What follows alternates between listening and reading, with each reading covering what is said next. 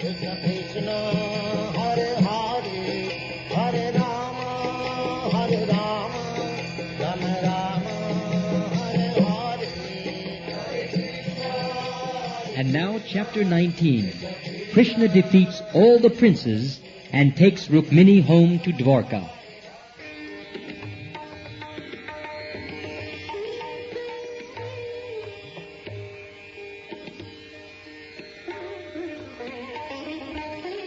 All the princes, led by Jarasandha, were very angry at Krishna's having kidnapped Rukmini. Struck by Rukmini's beauty, they had fallen from the backs of their horses and elephants. But now they began to stand up and properly arm themselves. Picking up their bows and arrows, they began to chastise Krishna on their chariots, horses, and elephants. To check their progress, the soldiers of the Yadu dynasty turned and faced them. Thus terrible fighting began between the two belligerent groups. The princes opposing Krishna, who were led by Jarasandha and were all expert in fighting, shot their arrows at the Yadu soldiers just as a cloud splashes the face of a mountain with torrents of rain. Gathered on the face of a mountain, a cloud does not move very much, and therefore the force of rain is much more severe on a mountain than anywhere else.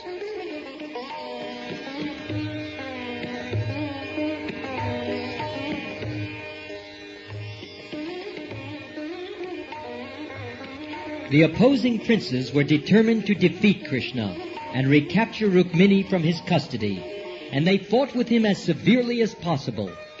Rukmini, seated by the side of Krishna, saw arrows raining from the opposing party onto the faces of the soldiers of Yadu.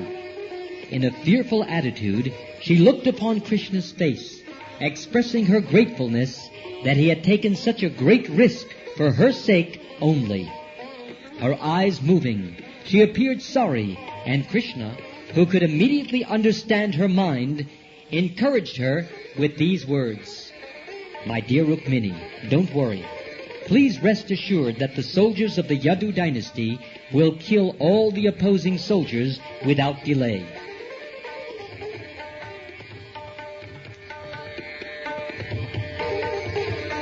As Krishna was speaking with Rukmini, the commanders of the Yadu dynasty soldiers, headed by Lord Balaram, who is also known as Sankarshan, as well as Gadadhar, not tolerating the defiant attitude of the opposing soldiers, began to strike their horses, elephants, and chariots with arrows.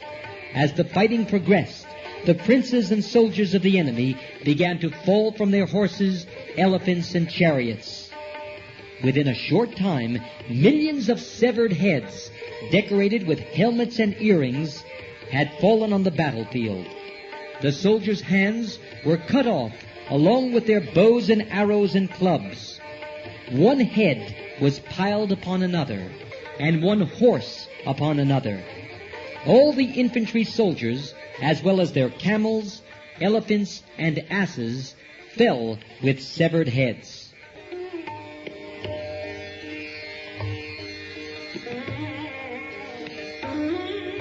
When the enemy, headed by Jarasandha, found that they were gradually being defeated by the soldiers of Krishna, they thought it unwise to risk losing in the battle for the sake of Shishupal. Shishupal himself should have fought to rescue Rukmini from the hands of Krishna. But when the soldiers saw that Shishupal was not competent to fight with Krishna, they decided not to lose their strength unnecessarily. Therefore they ceased fighting and dispersed. Some of the princes, as a matter of etiquette, appeared before Shishupal. They saw that Shishupal was discouraged, like one who has lost his wife. His face appeared dried up. He had lost all his energy, and all the luster of his body had disappeared. They addressed Shishupal thus: "Our dear Shishupal, don't be discouraged in this way. You belong to the royal order and are the chief amongst the fighters. There is no question of distress or happiness for a person like you, because neither of these conditions is everlasting. So take courage.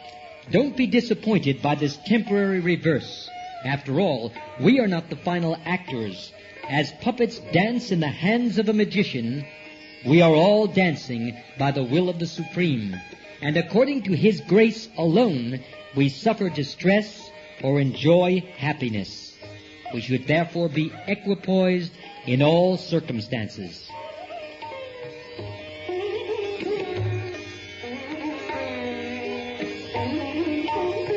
The whole catastrophe of the defeat was due to the envious nature of Rukmini's elder brother, Rukmi. Having seen his sister forcibly taken away by Krishna after he had planned to marry her to Shishupal, Rukmi was frustrated. So he and Shishupal, his friend and intended brother-in-law, returned to their respective homes. Rukmi, very much agitated, was determined to teach Krishna a lesson personally. He called for his own soldiers, a military phalanx consisting of several thousand elephants, horses, chariots, and infantry, and equipped with this military strength, he began to follow Krishna to Dwarka.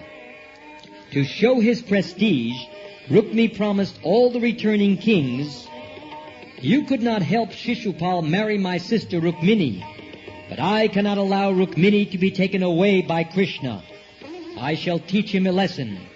Now I am going to follow him." He presented himself as a big commander and vowed before all the princes, "Unless I kill Krishna in the fight and bring back my sister from his clutches, I shall not return to my capital city, Kundin. I make this vow before you all, and you will see that I shall fulfill it."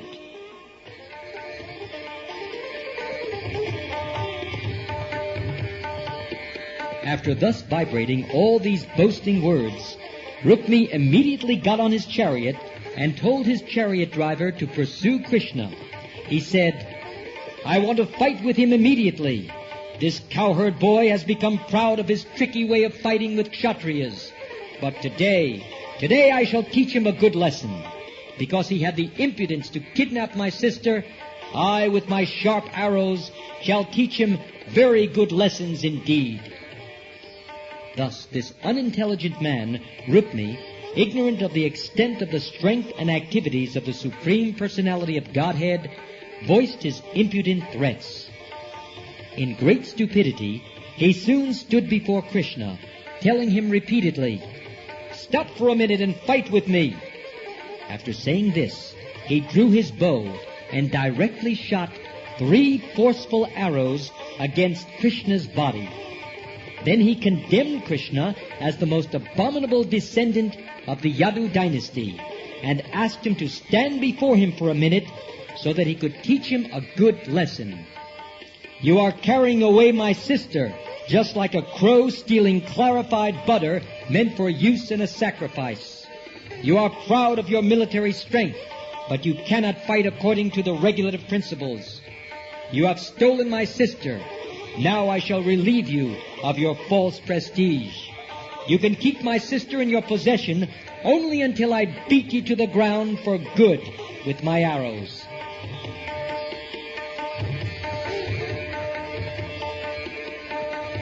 Lord Krishna, after hearing all these crazy words from Rukmi, immediately shot an arrow and severed the string of Rukmi's bow, making him unable to use another arrow. Rukmi immediately took another bow and shot another 5 arrows at Krishna. Being attacked for the second time, Krishna again severed Rukmi's bowstring. Rukmi took a third bow, and Krishna again cut off its string.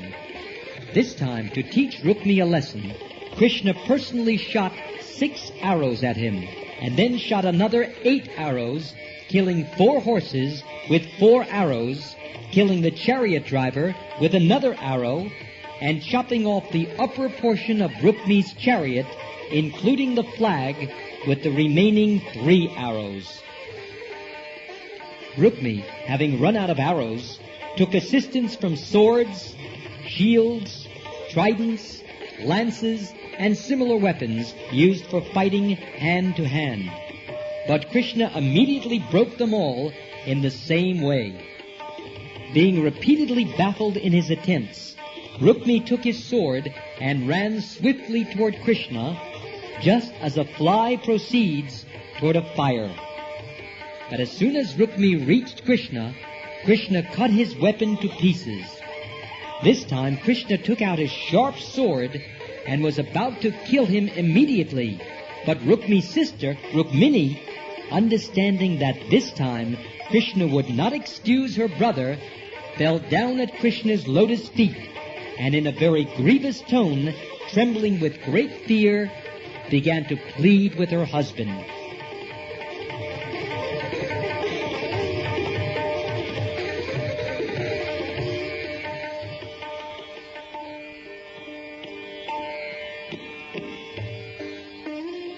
Rukmini first addressed Krishna as Yogeshvar. Yogeshvar means one who is possessed of inconceivable opulence and energy. Krishna possesses inconceivable opulence and energy, whereas Rukmini's brother had only limited military potency. Krishna is immeasurable, whereas her brother was measured in every step of his life. Therefore, Rukmi was not comparable even to an insignificant insect before the unlimited power of Krishna. She also addressed Krishna as the God of the gods. There are many powerful demigods, such as Lord Brahma, Lord Shiva, Indra, Chandra, and Varun. But Krishna is the Lord of all these gods, whereas Rukmini's brother was not only an ordinary human being, but in fact the lowest of all, because he had no understanding of Krishna. In other words, a human being who has no conception of the actual position of Krishna is the lowest in human society. Then Rukmini addressed Krishna as Mahabhuj, which means with unlimited strength. She also addressed Krishna as Jagatpati, the master of the whole cosmic manifestation. In comparison, her brother was only an ordinary prince.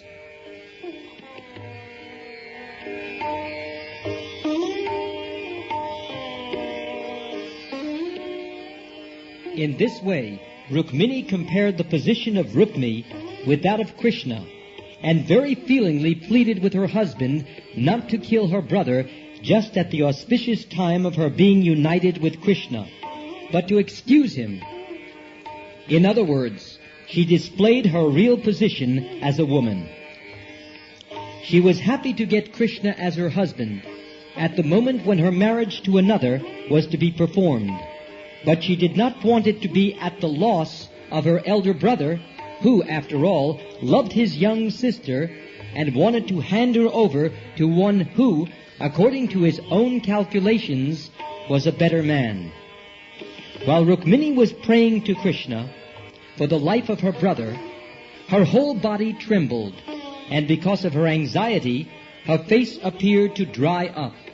Her throat became choked, and due to her trembling, the ornaments on her body loosened and fell scattered on the ground. In this manner, when Rukmini was very much perturbed, she fell down on the ground, and Lord Krishna immediately became compassionate and agreed not to kill the foolish Rukmi. But at the same time, he wanted to give him some light punishment. So he tied him up with a piece of cloth and snipped at his mustache, beard, and hair, keeping some spots here and there.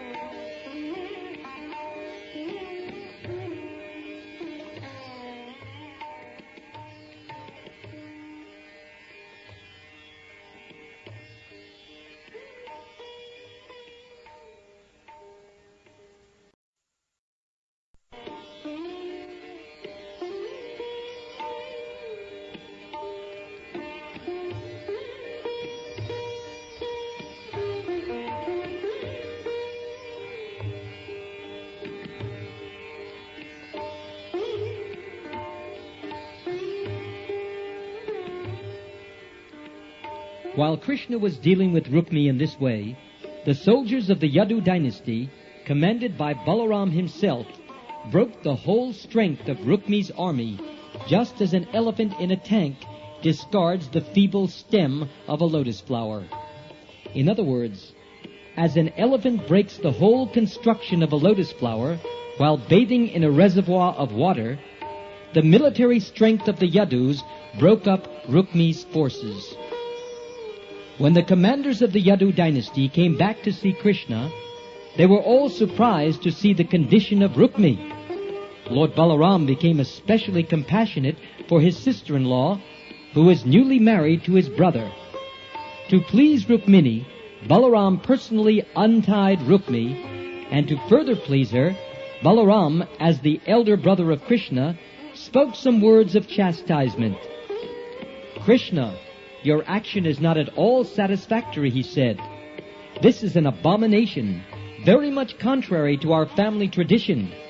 To cut someone's hair and shave his mustache and beard is almost comparable to killing him. Whatever Rukmi might have been, he is now our brother-in-law, a relative of our family, and you should not have put him in such a condition." After this, to pacify Rukmini, Lord Balaram said to her, "You should not be sorry that your brother has been made odd-looking. Everyone suffers or enjoys the results of his own actions." Lord Balaram wanted to impress upon Rukmini that she should not have been sorry for the consequences her brother suffered due to his actions. There was no need of being too affectionate towards such a brother.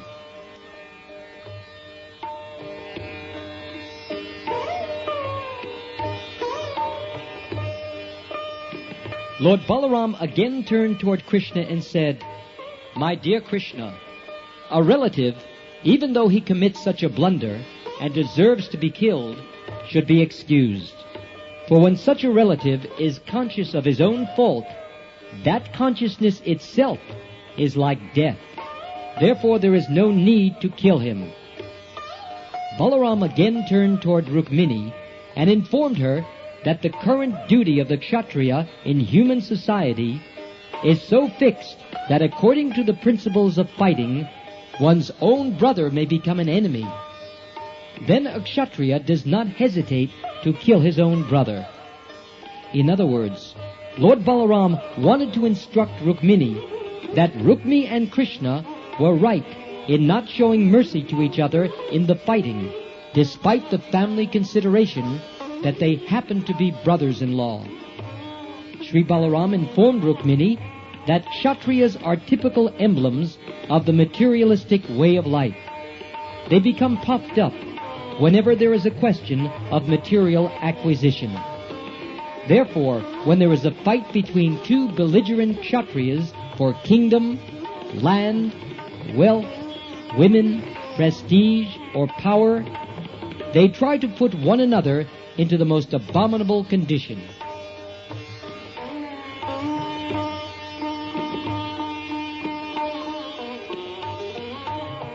Balaram instructed Rukmini that her affection toward her brother Rukmi, who had created enmity with so many persons, was a perverse consideration befitting an ordinary materialist. Her brother's character was not at all admirable, considering his treatment toward other friends. And yet Rukmini, as an ordinary woman, was affectionate toward him. He was not fit to be her brother, and still Rukmini was lenient toward him. Besides that, Balaram continued, the consideration that a person is neutral or is one's friend or enemy is generally made by persons in the bodily concept of life.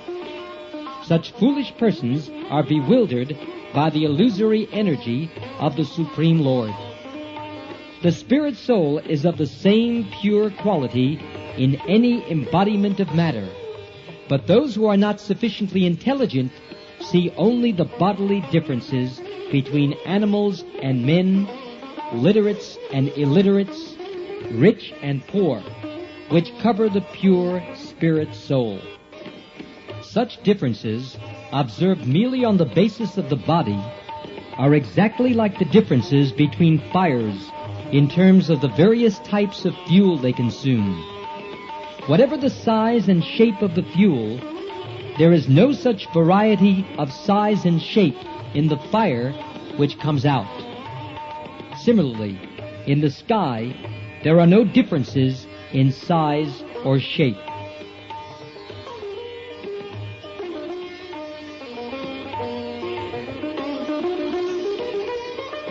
In this way, Balaram appeased them by his moral and ethical instructions. He stated further, this body is part of the material manifestation. The living entity or spirit soul, being in contact with matter, is transmigrating due to illusory enjoyment from one body to another, and that transmigration is known as material existence. This contact of the living entity with the material manifestation has neither integration nor disintegration. My dear chaste sister-in-law, the spirit soul is, of course, the cause of this material body, just as the sun is the cause of sunlight, eyesight, and the forms of material manifestation. The example of the sunshine and the material manifestation is very appropriate in understanding the living entity's contact with the material world. In the morning, the sun rises, and the heat and light gradually expand throughout the whole day. The sun is the cause of all material shapes and forms, for it is due to the sun that integration and disintegration of material elements take place. But as soon as the sun sets, the whole manifestation is no longer connected to the sun, which has passed from one place to another. When the sun passes from the eastern to the western hemisphere, the results of the interactions due to the sunshine in the eastern hemisphere remain, but the sunshine itself is visible again in the western hemisphere. Similarly, the living entity accepts or produces different bodies and different bodily relationships in a particular circumstance. But as soon as he gives up the present body and accepts another, he has nothing to do with the former body. Similarly, the living entity has nothing to do with the next body he accepts. He is always free from the contact of this bodily contamination. Therefore, the appearance and disappearance of the body have nothing to do with the living entity, just as the waxing and waning of the moon have nothing to do with the moon. When the moon waxes, we falsely think that the moon is developing, and when it wanes, we think the moon is decreasing. Actually, the moon, as it is always the same. It has nothing to do with such visible activities of waxing and waning.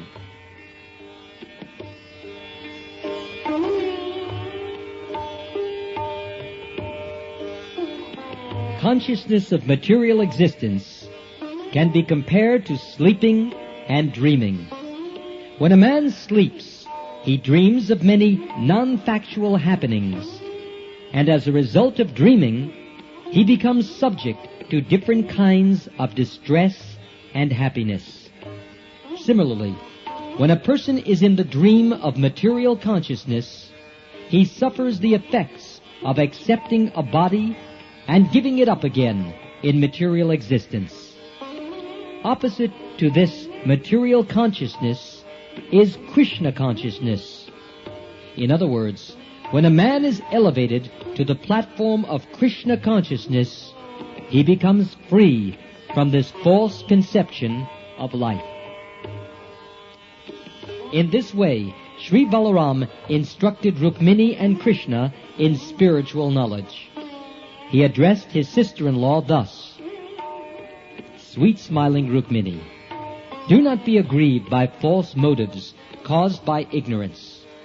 Only because of false notions does one become unhappy, but one can immediately remove this unhappiness by discussing the philosophy of actual life. Be happy on that platform only.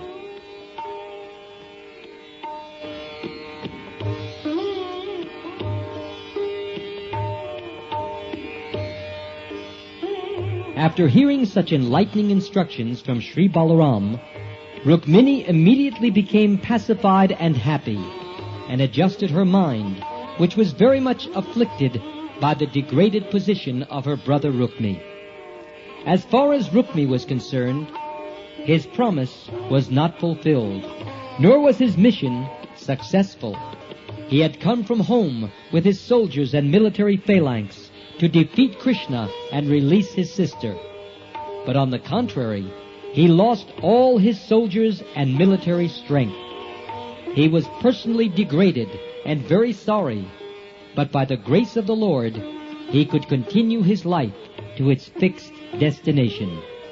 Because he was a Kshatriya, he could remember his promise that he would not return to his capital city, Kundin, without killing Krishna and releasing his sister, which he had failed to do.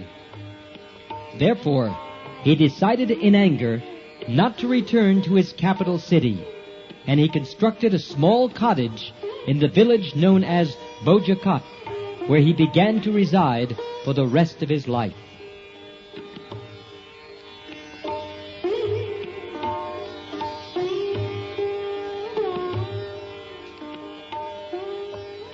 After defeating all the opposing elements and forcibly carrying away Rukmini, Krishna brought her to his capital city, Dwarka, and then married her according to the Vedic ritualistic principle. After this marriage, Krishna became the king of the Yadus at Dwarka. On the occasion of his marriage with Rukmini, all the inhabitants were happy, and in every house there were great ceremonies. The inhabitants of Dwarka city were so pleased that they dressed themselves with the nicest possible ornaments and garments, and went to present gifts according to their means to the newly married couple, Krishna and Rukmini. All the houses of Yadupuri or Dwarka were decorated with flags, festoons, and flowers. Each and every house had an extra gate specifically prepared for this occasion, and on both sides of the gate were big water jugs filled with water. The whole city was flavored by the burning of fine incense, and at night there was illumination from thousands of lamps decorating every building.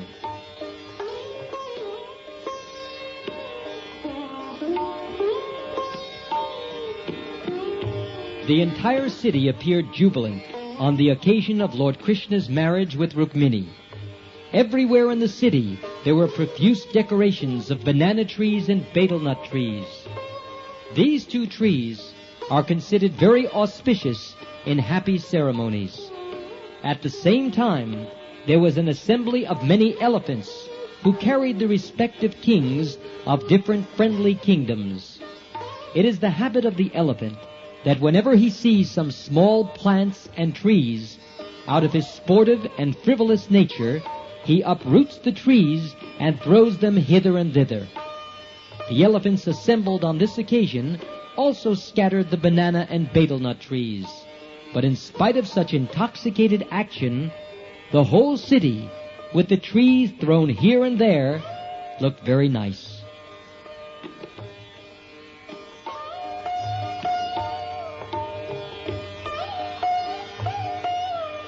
The friendly kings of the Kurus and the Pandavas were represented by Bhishma, Dhritarashtra, the 5 Pandu brothers, King Drupad, King Santardan, and Rukmini's father, Bhishmak.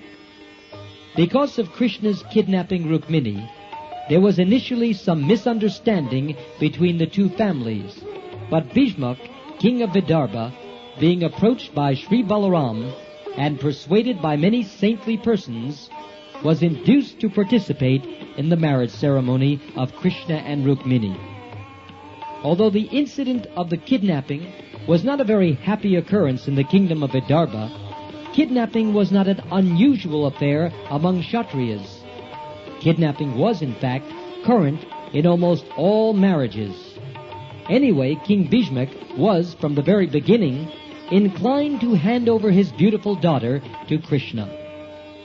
In one way or another, his purpose had been served, and so he was pleased to join the marriage ceremony, even though his eldest son was degraded in the fight. It is mentioned in the Padma Purana that Maharaj Nanda and the cowherd boys of Vrindavan joined the marriage ceremony. Kings from the kingdoms of Kuru, Srinjaya, Kekaya, Vidarbha, and Kunti came to Dwarka on this occasion with all their royal paraphernalia.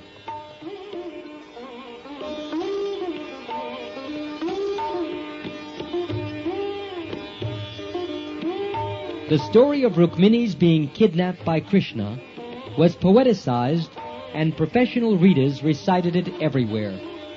All the assembled kings, and their daughters especially, were struck with wonder and very pleased upon hearing the chivalrous activities of Krishna. In this way, all the visitors, as well as the inhabitants of Dwarka city, were joyful to see Krishna and Rukmini together. In other words, the Supreme Lord, the maintainer of everyone, and the goddess of fortune were united, and all the people felt extremely jubilant. Thus ends the Bhaktivedanta purport of the second volume, 19th chapter of Krishna. Krishna defeats all the princes and takes Rukmini home to Dwarka.